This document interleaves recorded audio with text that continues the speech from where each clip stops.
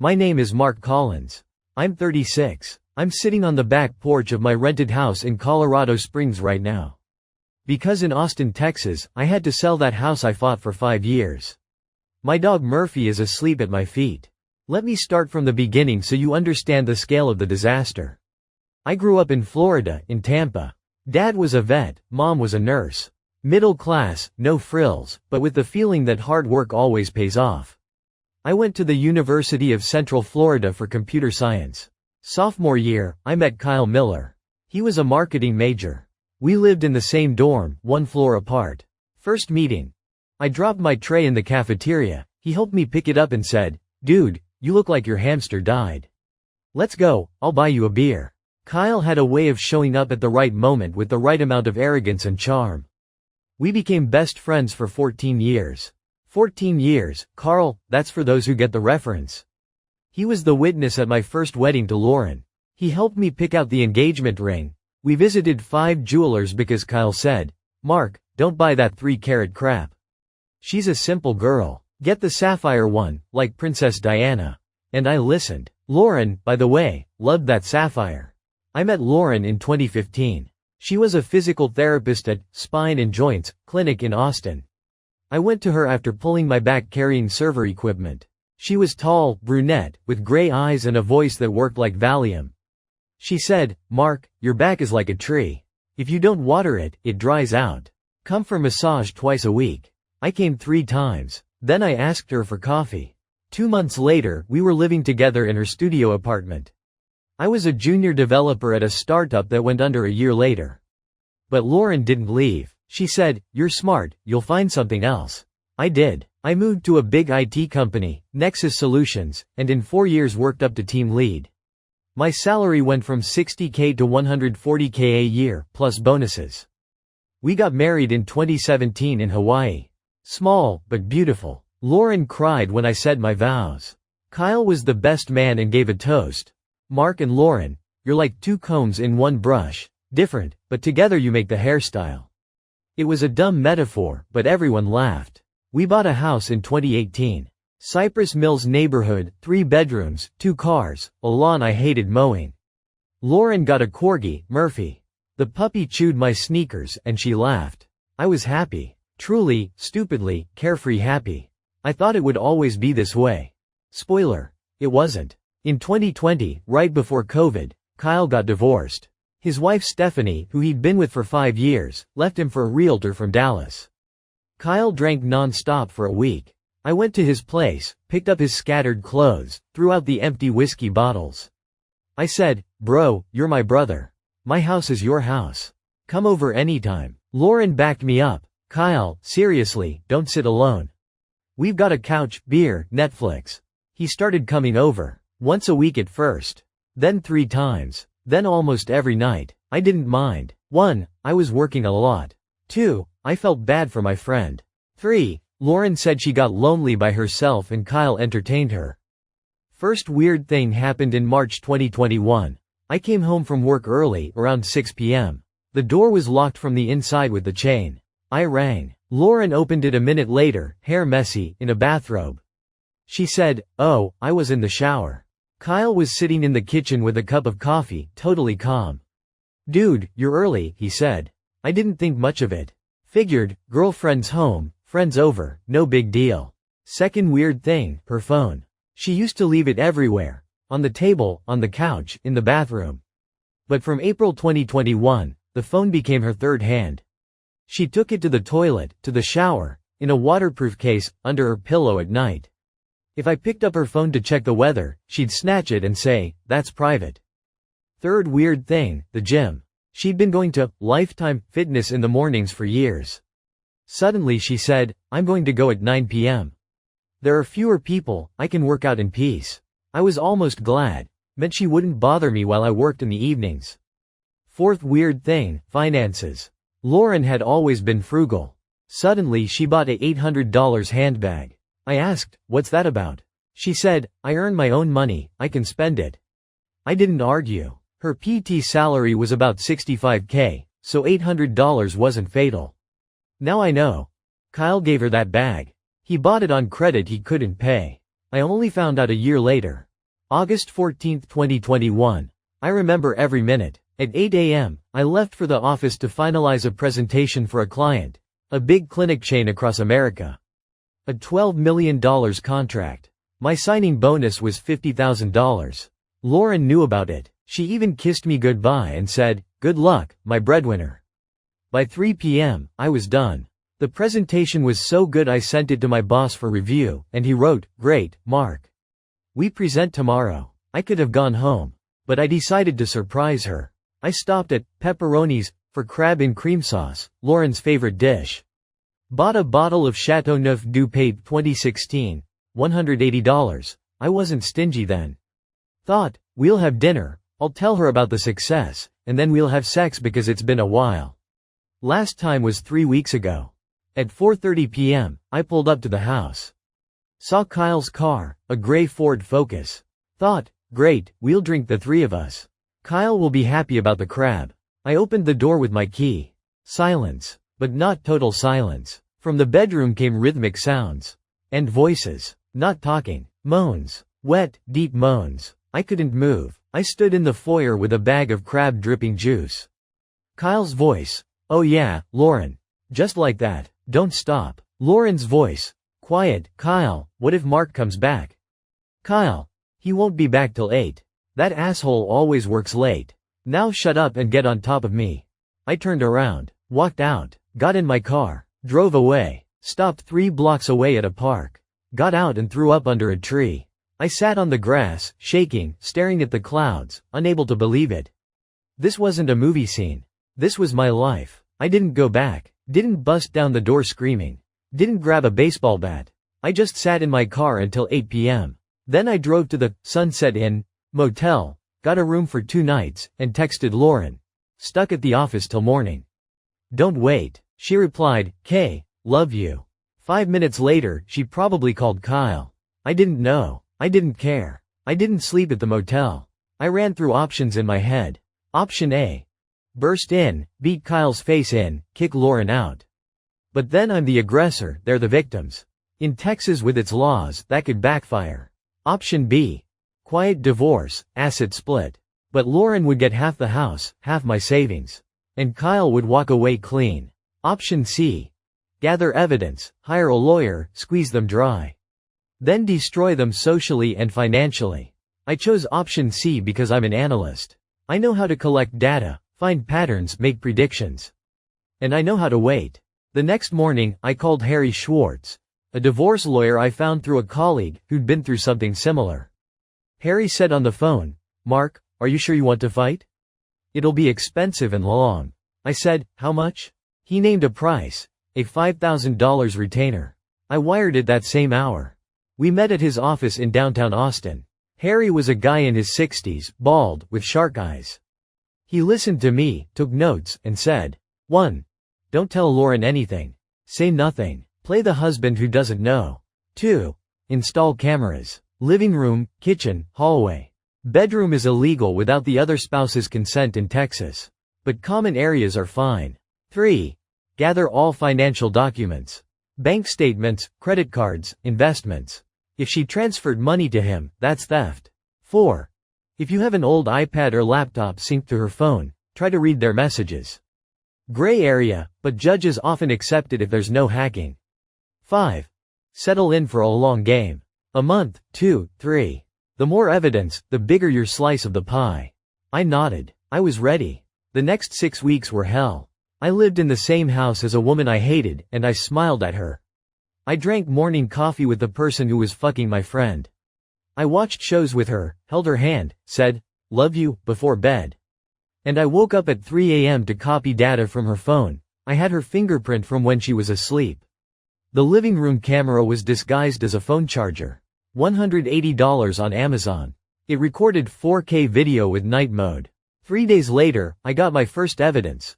Lauren and Kyle kissing on the couch while I was at work. A week later, them having sex on that same couch we'd picked out together. I watched that video 10 times. Then turned it off. Then turned it back on. I needed to be sure I wasn't going crazy.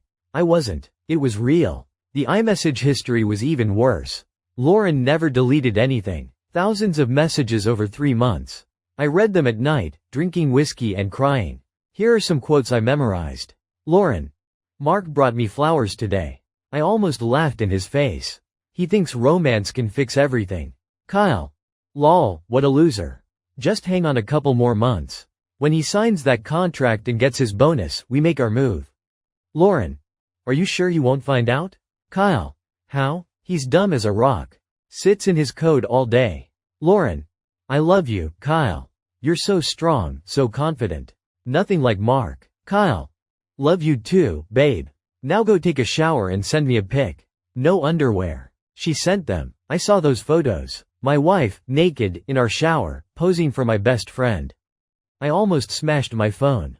But I held on. I copied everything. Messages, photos, videos. Organized them into folders by date.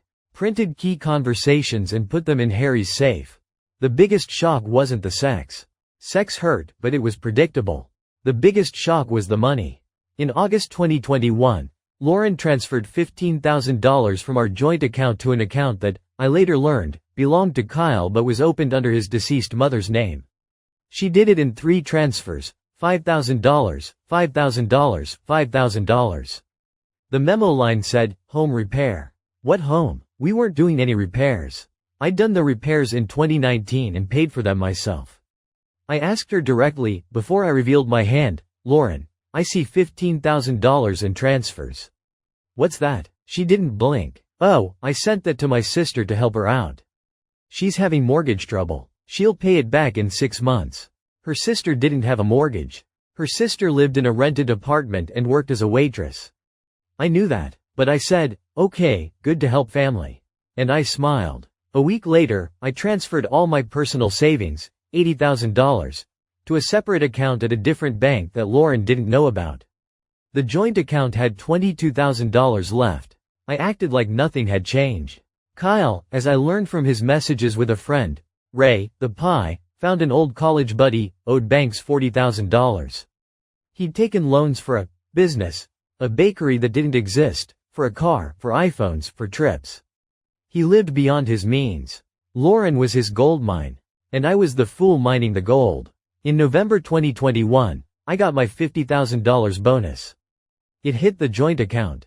I knew Lauren planned to transfer another $20,000 to Kyle. She was just waiting for me to go on a business trip. I played along. I said, Lauren, I have a business trip to Chicago for 3 days, the 15th through the 17th. I actually rented an Airbnb across the street. Sat with binoculars and recorded Kyle coming over every night and staying over. On November 15th, they ordered pizza, drank wine, then had sex on the kitchen table. I saw it through the window.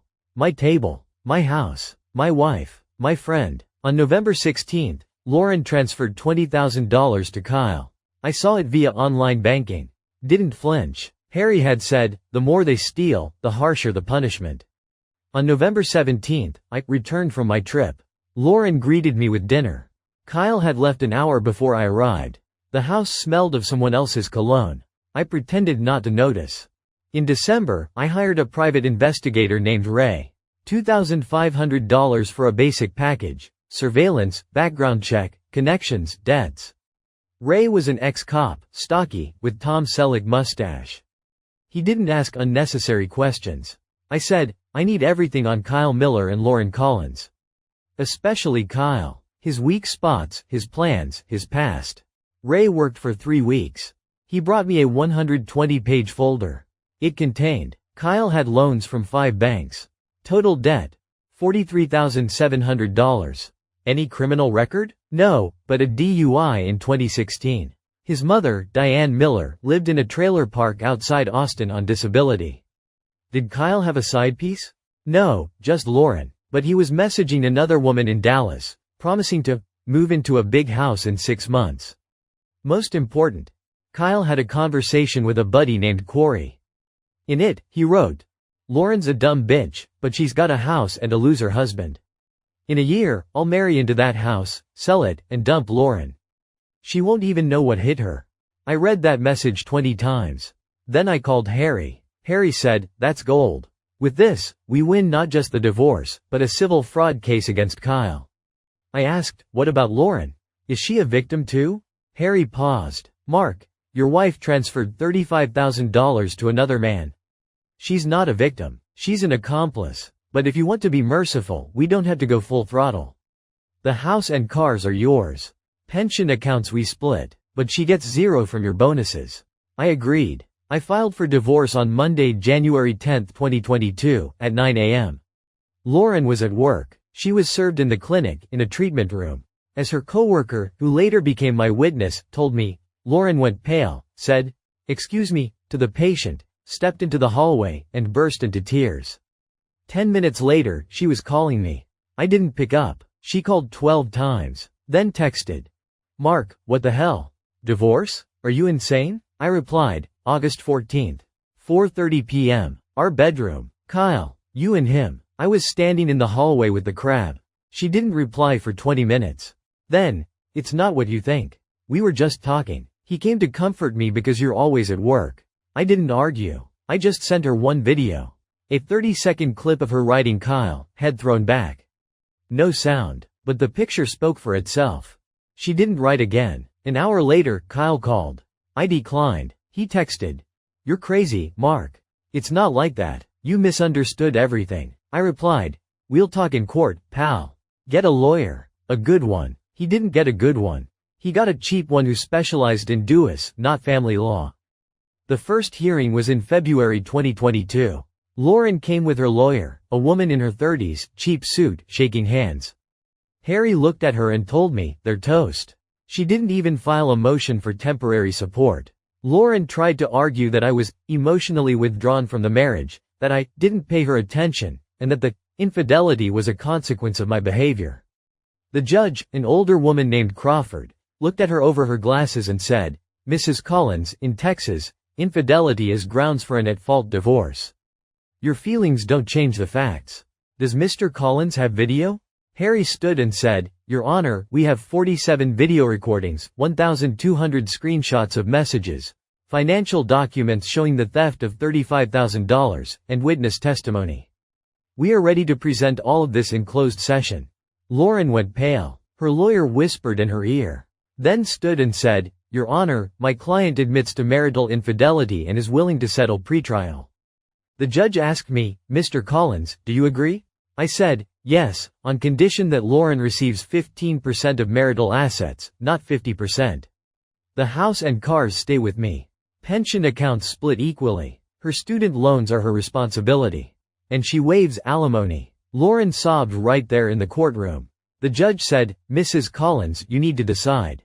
Or we go to a full trial, and based on the evidence, you could end up with even less."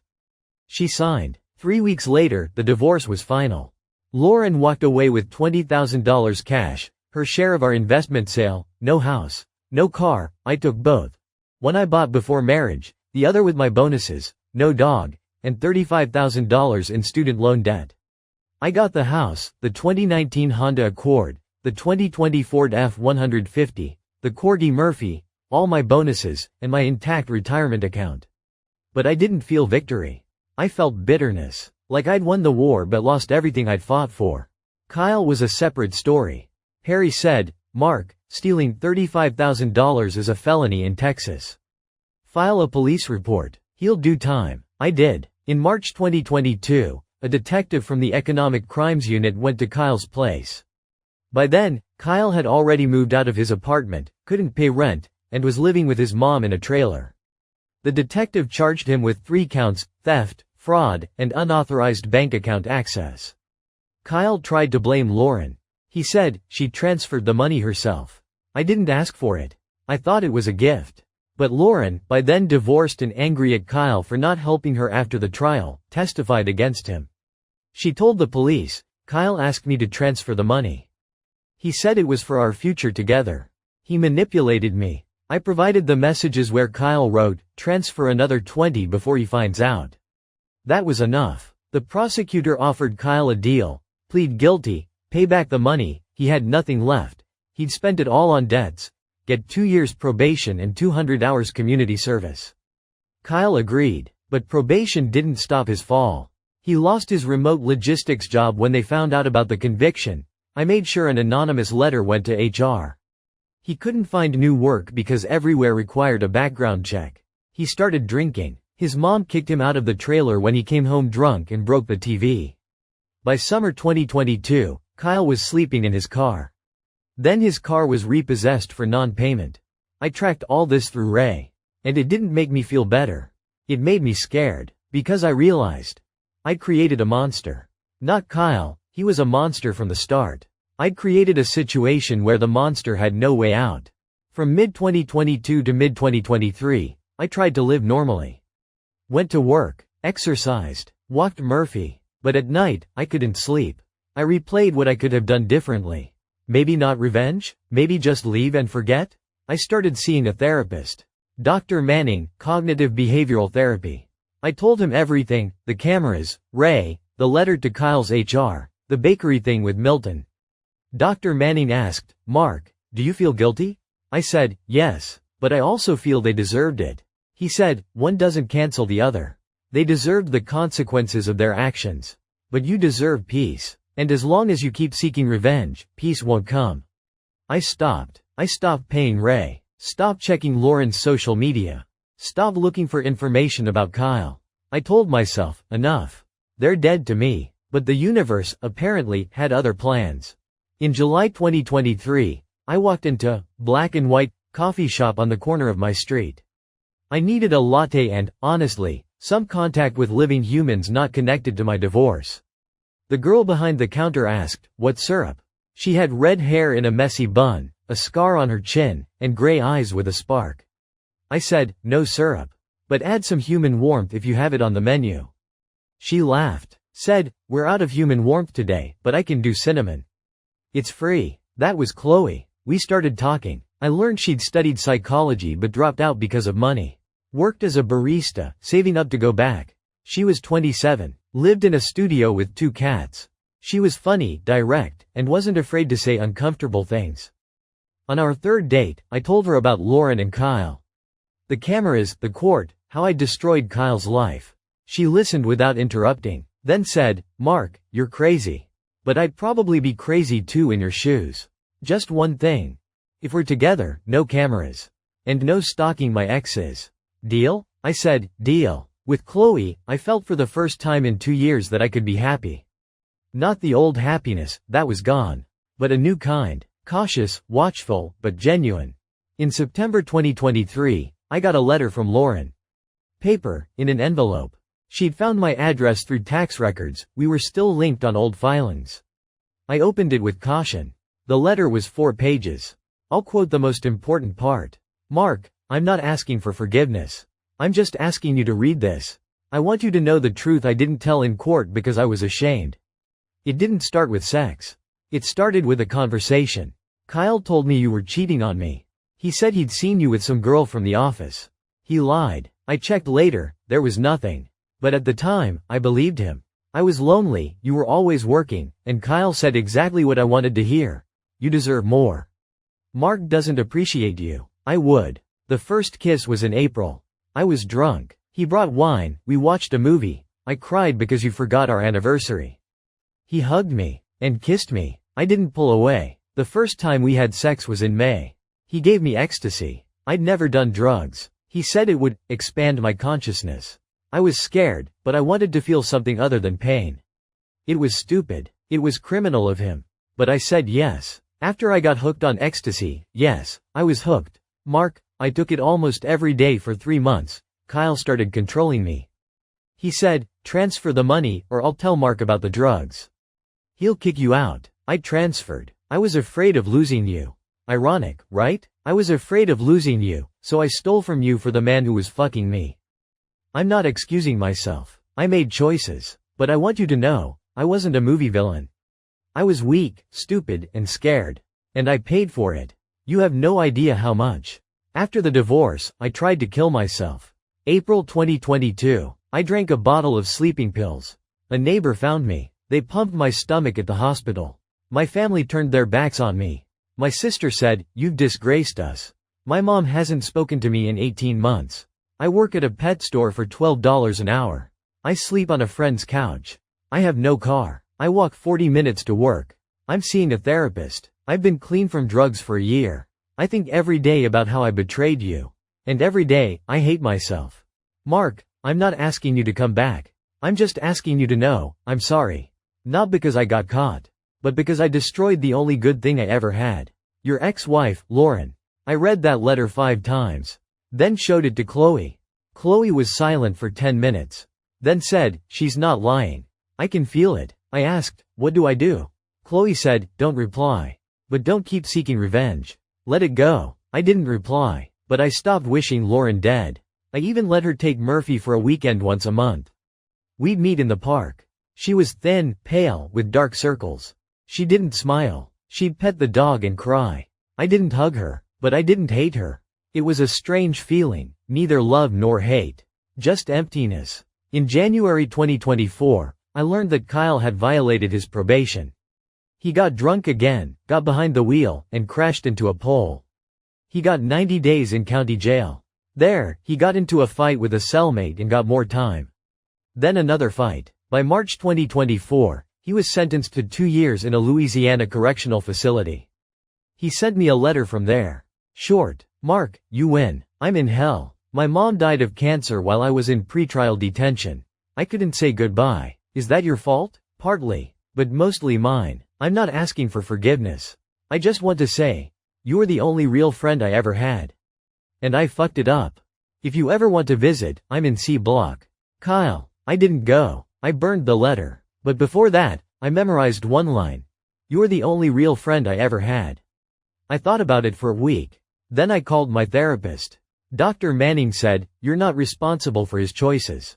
He chose betrayal. You chose defense. That's a huge difference. In May 2024, when I thought the story was over, something happened that turned everything upside down. I got a call from an unknown number. I picked up. A woman's voice, shaky. Mark Collins? My name is Julie. I'm Kyle's ex-wife before Stephanie. Yes, he had a marriage before Stephanie that no one knows about. I'm calling because I want to warn you. Kyle isn't just a cheater. He's a psychopath. He did the same thing to my first husband. I froze. What? Kyle had a husband? Julie said, no. He hunts couples. He befriends the husband, then seduces the wife. He did it to my sister and her husband in 2015. He did it to you and Lauren.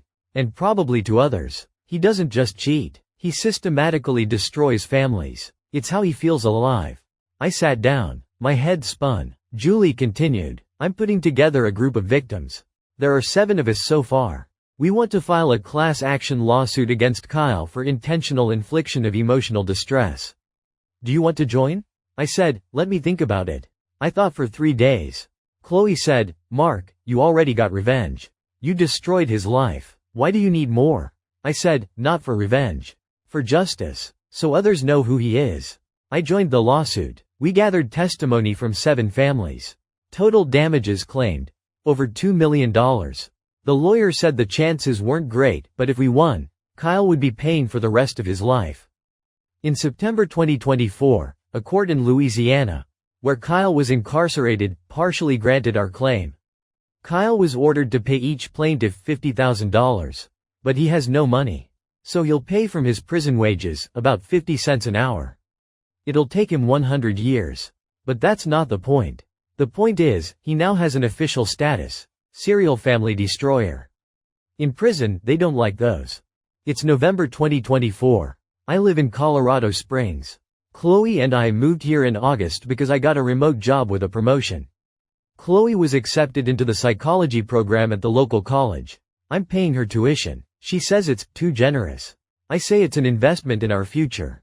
Lauren is still in Austin. Once a month, she sends me a photo of Murphy. The dog lives with me.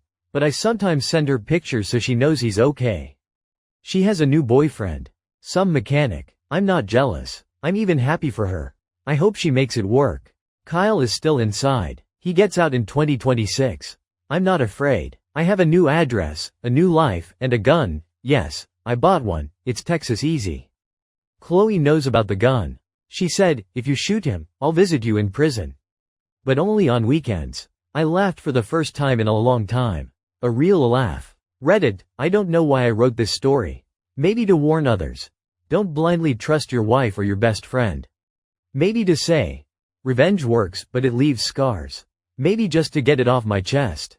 If you're reading this and recognize yourself, don't be like me. Don't spend 3 years on hatred. Walk away immediately. Gather evidence, get divorced, and live your life. Revenge is sweet for the first minute. Then it turns bitter. But if you do decide to take revenge, do it clean. No bedroom cameras, no fake letters, no manipulating innocent people. Just facts, a lawyer, and cold calculation. I don't regret it, but I'm not proud either. Murphy just sneezed on my keyboard. Chloe is yelling from the kitchen, "Mark, come eat, your eggs are getting cold." Life goes on. Sometimes it's even good. Ask me anything. I'll answer until Chloe takes my phone away. P.S. Yes, I paid for the medical treatment of the cashier Kyle robbed. $12,000. Anonymously. The cashier doesn't know who did it. And never will. That's the only thing I don't regret. P.P.S. Chloe just said, "You've already written 50,000 characters? Enough, you psycho. Get over here." Coming.